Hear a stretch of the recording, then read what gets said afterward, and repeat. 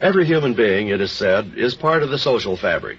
And indeed, so obvious does this seem that if ever we should happen to hear of a man who was actually isolated, actually alone, we might well assume that he was a stranger among us, an intruder on the earth.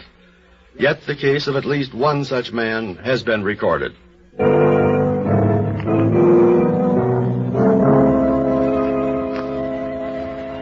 He was lying in a plowed field when they found him.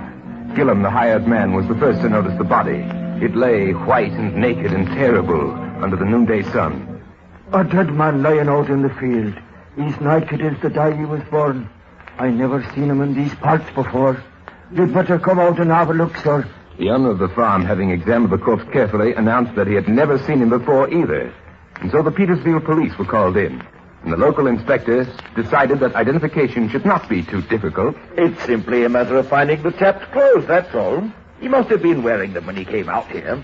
There are no fresh car tracks in the road, and he could scarcely have walked up from town naked without causing some comment. So the clothes must be around here somewhere. But the clothes were not to be found. During the search, however, the hired man made one important discovery. Footprints, Inspector. They've been made by bare feet, if you notice. So they must be his. And so they followed the stranger's footprint. They followed them through the road a half-mile away, and across the road and into the field on the other side. There the footprint stopped. Why, it's almost as if the bloke came from another planet. Just dropped down out of the heavens, he did, and died. But the inspector, who was a practical man, chose to ignore Mr. Gillum's fantastic suggestion. It might prove a little more difficult than he had thought at first, but in the end, the body would be identified. At the inquest, the coroner reported that there were no wounds on the deceased. There were neither drugs nor poison in the contents of his stomach. He was obviously not the victim of foul play. His death was due simply to exposure. Exposure? How could he have died of exposure? He could see the house from where he was. All he'd have had to do was knock on the door and walk in. What the gentleman says may be quite true. Nevertheless, death was due to exposure. To continue, the man was between 35 and 40 years of age. He was not a manual worker. His hands and nails indicate that.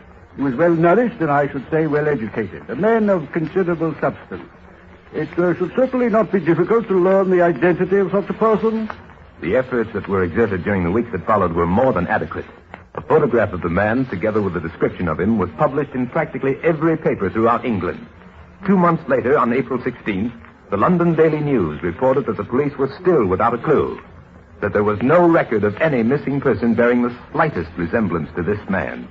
If most Englishmen were puzzled by the affair, Mr. Gillum, the hired man, was not. They're wasting their time with their photographs and whatnot, I tell you. The bloke was a stranger. And not just here in Hampshire either. He was a stranger on the earth.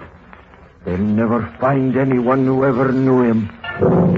Today, the identity of the dead man still remains a mystery. The incident takes its rightful place in the annals of amazing stories. Stories incredible but true.